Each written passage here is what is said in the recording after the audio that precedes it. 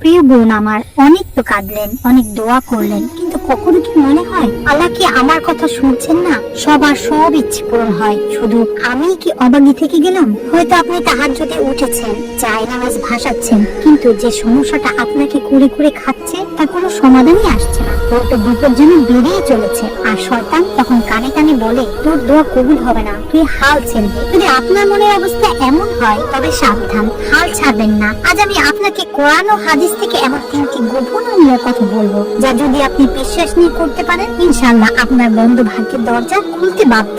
আজকের এই ভিডিওটি আপনার জীবন ও চিন্তাধারাকে বদলে দেবে। দেখুন, আমরা নারীরা খুব আবেগপ্রবণ, একটুতে আমরা অধৈর্য হয়ে যাই। আমরা ভাবি দোয়া করলাম আর সাথে সাথে ফল পেয়ে যাব, কিন্তু আল্লাহ তাআলা পবিত্র কোরআনে বলেছেন মানুষ খুব তাড়াহুড়া প্রবণ। বোন, একটা কথা মনে রাখবেন, আপনার দোয়া কবুল হচ্ছে না এর মানে এই নয় যে আল্লাহ আপনাকে ভালোবাসেন না। হতে পারে আল্লাহ আপনার কণ্ঠস্বর শুনতে পছন্দ করেন, তাই তিনি দেরি করছেন, অথবা তিনি আপনাকে এমন কিছু দিতে চান যা আপনার চাওয়ার চেয়ে অনেক বেশি উত্তম। মুসা আলাইহিস সালাম যখন ফিরাউনের ধ্বংসের জন্য বদদোয়া করেছিলেন, জানেন সেই দোয়া কত বছর পর কবুল হয়েছিল? 40 বছর পর। একজন উলুল আযম নবীর যদি সময় লাগতে পারে, তবে আমাদের তো একটু সবর করতেই হবে। কিন্তু কিছু কারণ আছে যার জন্য আমাদের দোয়া আসমানে আটকে থাকে। চলুন জানি সেই বাধাগুলো সরিয়ে কিভাবে রহমতের দরজা খোলা যায়। প্রথম যে আমলটি আপনার ভাগ্য বদলে দিতে পারে তা হলো ইস্তেগফার। আমাদের জীবনের রিজিক, সুখ আর শান্তি আটকে থাকে আমাদেরই কিছু জানা অজানা গুনাহের কারণে। গুনাহ হলো মরিচিকার মতন,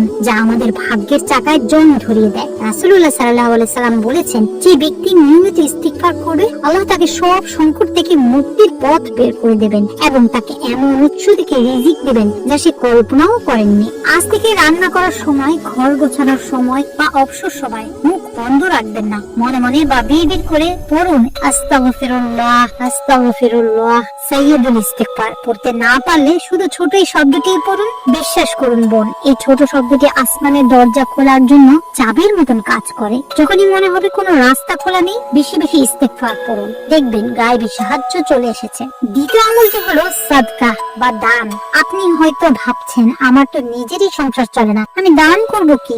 বোন, সাদকা করতে টাকা লাগে না, লাগে বড় একটা মন। আপনার তৈরি করা খাবার থেকে এক বাটি খাবার কোনো গরিবকে দিন, অথবা ছাদের উপরে পাখির জন্য একটু চাল বা পানি দিন। এমনকি আপনার শাশুড়ি বা স্বামীর দিকে তাকিয়ে একটু হাসাও, সাদকা। হাদিসে আছে, সাদকা বিপদ আপদ দূর করে এবং আল্লাহর রাগ পানি দিয়ে আগুন নেবানোর মতো নিভিয়ে দেয়। যখন দেখবেন বিপদ পিছু ছাড়ছে না, সন্তান কথা শুনছে না, বা স্বামী অকারণে রেগে যাচ্ছে, তখন নিয়ত করে গোপন দানে কিছু টাকা বা খাবার সাদকা করে দিন এবং মনে মনে বলুন, হে আল্লাহ, এই দানের উসিলায় তুমি আমার এই মুসিবত দূর করে দাও। ফলাফল আপনি নিজের চোখে দেখতে পাবেন ইনশাআল্লাহ। আর তৃতীয় এবং সবচেয়ে শক্তিশালী আমলটি হলো the arrow that never Mrs, অর্থাৎ যে তীর কখনো মিস হয় না, তাহাজ্জুদের নামাজ।